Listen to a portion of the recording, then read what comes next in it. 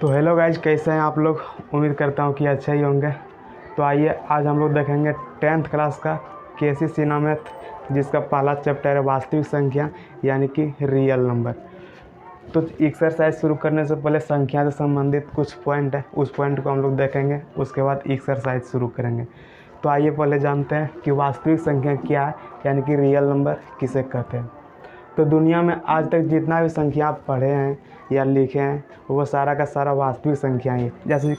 जैसे कि अगर कोई भी संख्या को हम लिख दें यानी कि 3 है या -4 है या 0 है या 4/5 है या रूट के अंदर 3 है, यानी कि कोई भी संख्या आज तक आपने जितना लिखा है या पढ़ा है वो सारा का सारा वास्तविक संख्या ही है। और वास्तविक संख्या को 2 भागों में बांटा गया है, जैसे कि एक होता है परिमेय संख्या और दूसरा होता है अपरिमेय संख्या। तो यहाँ से वास्तविक संख्या का परिभाषा निकलता है कि परिमेय और अपरिमेय संख्या के समूह को वास्तविक संख्या कहते हैं, यानी कि परिमेय और अपरिमेय संख्या के समूह को वास्तविक संख्या कहते हैं।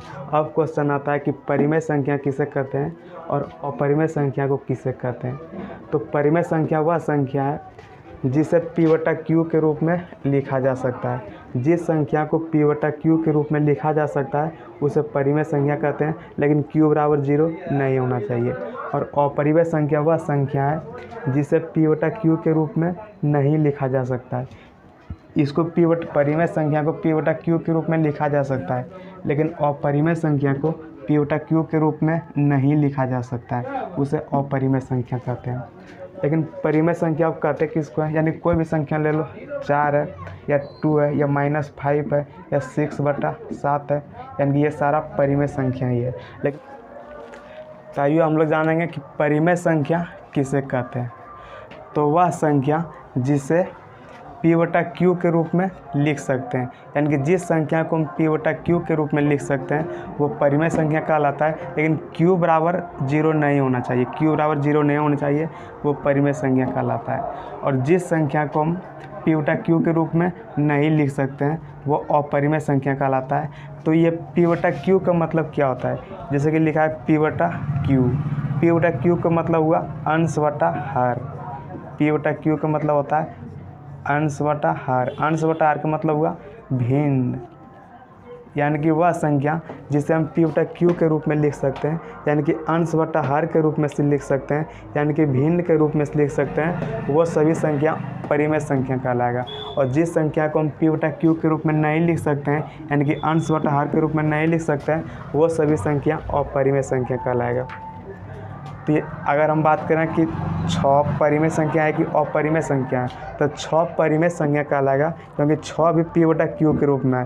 अगर 6 के नीचे कोई कुछ भी नहीं है, इसका मतलब 6 के नीचे 1 है। अगर 6 के नीचे 1 है तो हम कह सकते हैं कि 6 भी P/Q के रूप में है, यानी कि 6 भी अंश बटा हर के रूप में है, यानी कि 6 एक भिन्न के रूप में है। अगर 6 एक P/Q के रूप में है, इसका मतलब 6 भी एक परिमेय संख्या है। अगर हम बात करें -9 परिमेय संख्या होगा कि अपरिमेय संख्या होगा, तो -9 भी परिमेय संख्या होगा, क्योंकि -9 के नीचे कुछ भी नहीं है, इसका मतलब 1 है। अगर -9 के नीचे 1 है, इसका मतलब -9 भी P/Q के रूप में लिखा गया है। अगर -9 P/Q के रूप में है, इसका मतलब -9 भी एक परिमेय संख्या है।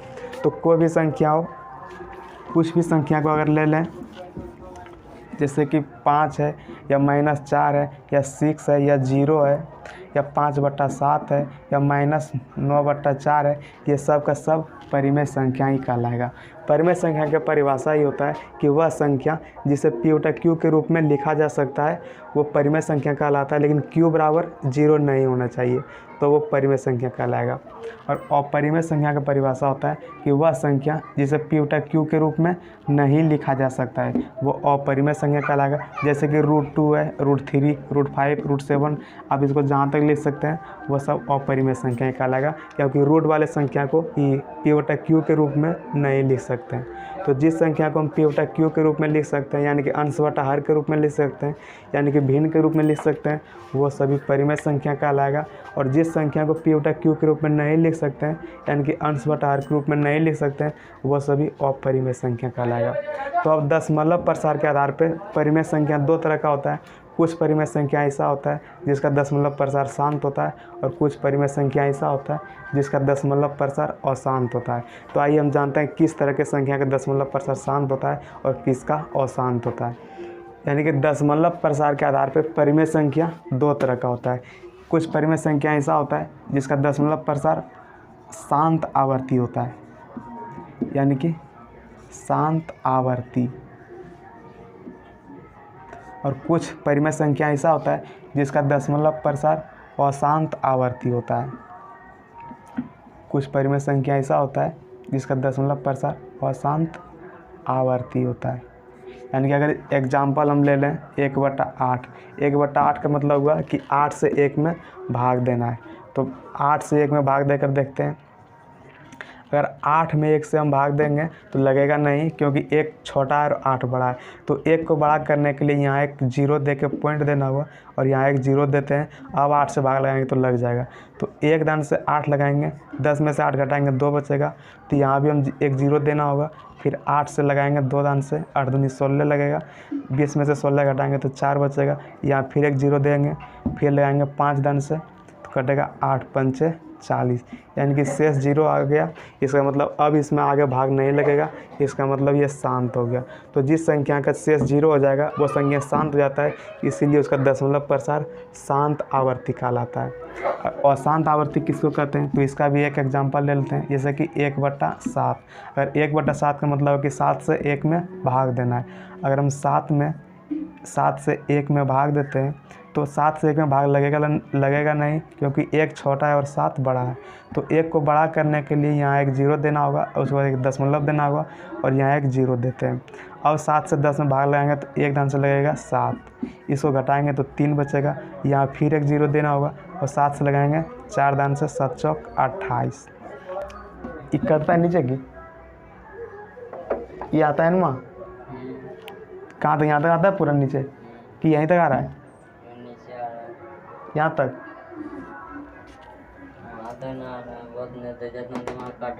यहीं तक, कौन यहाँ तक, ठीक है। अगर ये 30 में से 28 घटाएंगे तो बचेगा 2, इसको कहीं दूसरा से बनाते हैं।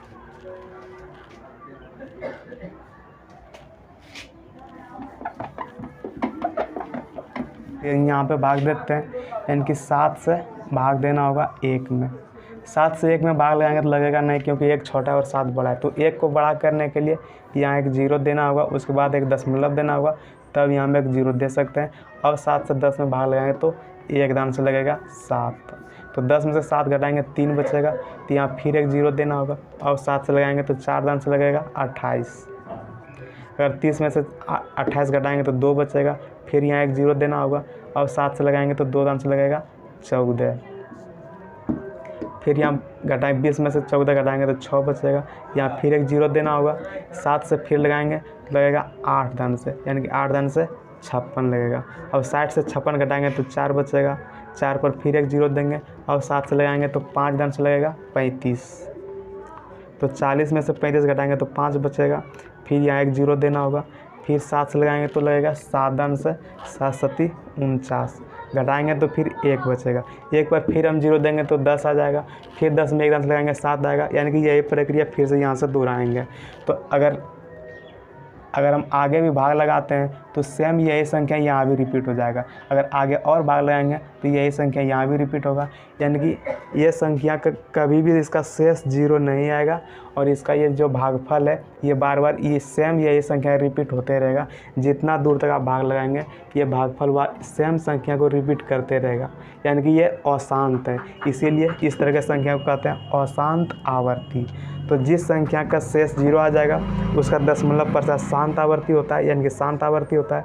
और जिस संख्या का शेष 0 नहीं आएगा और उसका भागफल बार बार रिपीट करते रहेगा उसका दशमलव प्रसार अशांत आवर्ती होता है। और अपरिमेय संख्या का दशमलव प्रसार अशांत अनावर्ती होता है। अपरिमेय संख्या का दशमलव प्रसार अशांत अनावर्ती होता है। अशांत अनावर्त। तो आइए संख्या से संबंधित कुछ इम्पोर्टेंट पॉइंट को हम लोग देखेंगे, जो कि 9th क्लास में आप लोग भी पढ़े होंगे। तो उसी चीज़ को फिर से एक बार रिवाइज कर लेते हैं, ताकि भूला हुआ चीज़ भी याद हो जाएगा। तो आइए हम लोग जानेंगे पहले प्राकृतिक संख्या किसे कहते हैं। यानी कि प्राकृतिक संख्या वह यानी कि गिनती में आने वाली सभी संख्या को प्राकृतिक संख्या कहते हैं। जैसे कि 1 2 3 4 5 6 7 आप जहाँ तक लिख सकते हैं, वो सारा का सारा प्राकृतिक संख्या ही कहलाएगा। और प्राकृतिक संख्या को n के द्वारा सूचित किया जाता है। तो इसी चीज़ को हम यहाँ पे लिखे हैं, यानी कि प्राकृतिक संख्या को नेचुरल नंबर भी कहा जाता है। तो और नेचुरल नंबर को n के द्वारा सूचित किया जाता है। तो n बराबर हम लिखे हैं 1 2 3 4 5 6, यानी कि इसको जहाँ तक आप लिख सकते हैं वो सारा का सारा प्राकृतिक संख्या ही कहलाएगा, यानी कि नेचुरल नंबर कहलाएगा। उसके बाद आता है पूर्ण संख्या, यानी कि होल नंबर किसे कहते हैं। तो गिनती का शुरुआत जब 0 से होता है, यानी कि प्राकृतिक संख्या में ही 0 को अगर हम शामिल कर दें तो वो समूह होल नंबर कहलाएगा, यानी कि पूर्ण संख्या कहलाएगा। यानी गिनती का शुरुआत जब 0 से होगा, यानी कि 0 1 2 3 4 5 6 डॉट डॉट डॉट आप जहाँ तक लिख सकते हैं, वो सारा का सारा होल नंबर कहलाएगा, यानी कि पूर्ण संख्या कहलाएगा। पूर्ण संख्या का शुरुआत 0 से होता है। उसके बाद आता है पूर्णांक संख्या, यानी कि इंटीजर्स नंबर। पूर्णांक संख्या हम किसे कहते हैं। तो पूर्णांक संख्या का शुरुआत माइनस से होता है, यानी कि माइनस इन्फिनाइट माइनस से लेकर इन्फिनाइट प्लस तक आप जहाँ तक लिख सकते हैं, वो सारा का सारा पूर्णांक संख्या कहलाएगा। आता है पूर्णांक संख्या को z के द्वारा सूचित करते हैं और पूर्ण संख्या को w के द्वारा सूचित करते हैं। उसके बाद आता है सम संख्या। तो सम संख्या वह संख्या जो 2 से विभाजित है, 2 से पूर्णतः विभाजित है। जो संख्या 2 से पूर्णतः विभाजित हो जाता है उसे कहते हैं सम संख्या, और जो संख्या 2 से पूर्णतः विभाजित नहीं होता है उसे कहते हैं विषम संख्या। यानी कि सम संख्या का है इवन नंबर, यानी कि जो संख्या 2 से विभाजित है, यानी कि 2 को हम अगर 2 से भाग दें तो ये कट जाएगा। अगर 4 को हम 2 से भाग देंगे तो 4 भी 2 से कटेगा। अगर 6 को हम 2 से भाग दें तो 6 भी 2 से कटेगा। अगर 12 को हम 2 से भाग दें तो 12 भी 2 से कटेगा। यानी कि जो संख्या 2 से पूर्णतः विभाजित हो, पूर्णतः मतलब होगा कि वो विभाजित होकर दशमलव में नहीं आना चाहिए। जैसे कि अगर हम 7 को 2 से भाग दें तो 7 भी 2 से विभाजित होगा, लेकिन ये दशमलव में आ जाएगा 3.5। तो ये पूर्णतः विभाजित नहीं हुआ। पूर्णतः विभाजित हुआ कि अगर हम 8 को 4 से भाग दें तो ये कट के 4 आएगा। तो 4 एक पूर्ण संख्या है, यानी कि ये पूर्णतः विभाजित है। 8 2 से पूर्णतः विभाजित है, लेकिन 7 2 से पूर्णतः विभाजित नहीं है। पूर्णतः मतलब हुआ कि वो संख्या पूरे का पूरा आना चाहिए, दशमलव में नहीं आना चाहिए। अगर दशमलव में आता है तो वो पूर्ण संख्या नहीं कहलाएगा। तो सम संख्या वह संख्या कहलाएगा जो संख्या 2 से पूर्णतः विभाजित है। तो ये 2 4 6 8 10 12 ये सभी संख्या 2 से पूर्णतः विभाजित है, इसलिए ये सभी इवन नंबर कहलाएगा, यानी कि सम संख्या कहलाएगा। और विषम संख्या वह संख्या है जो 2 से पूर्णतः विभाजित नहीं है। अगर हम 1 को 2 से भाग देंगे तो पूर्ण रूप से विभाजित नहीं होगा। अगर हम 3 को 2 से भाग दें तो ये 1.5 आएगा, यानी कि ये पूर्ण नहीं है, दशमलव में आ गया। अगर हम किसी संख्या को 2 से भाग दें और दशमलव में आ जाता है तो इसका मतलब है कि वो संख्या 2 से पूर्णतः विभाजित नहीं है। तो जो संख्या 2 से पूर्णतः विभाजित नहीं है वो विषम संख्या कहलाएगा, और जो संख्या 2 से पूर्णतः विभाजित है वो सम संख्या कहलाएगा। तो सम संख्या हम समझ गए कि वो संख्या जो 2 से पूर्णतः विभाजित है, जैसे कि 2 4 8 10 12 ये सभी सम संख्या कहलाएगा।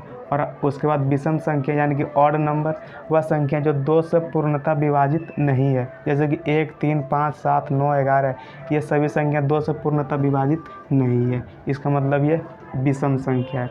उसके बाद आता है भाज्य संख्या। भाज्य संख्या को रूट संख्या भी कहा जाता है और इसको इंग्लिश में प्राइम नंबर कहा जाता है।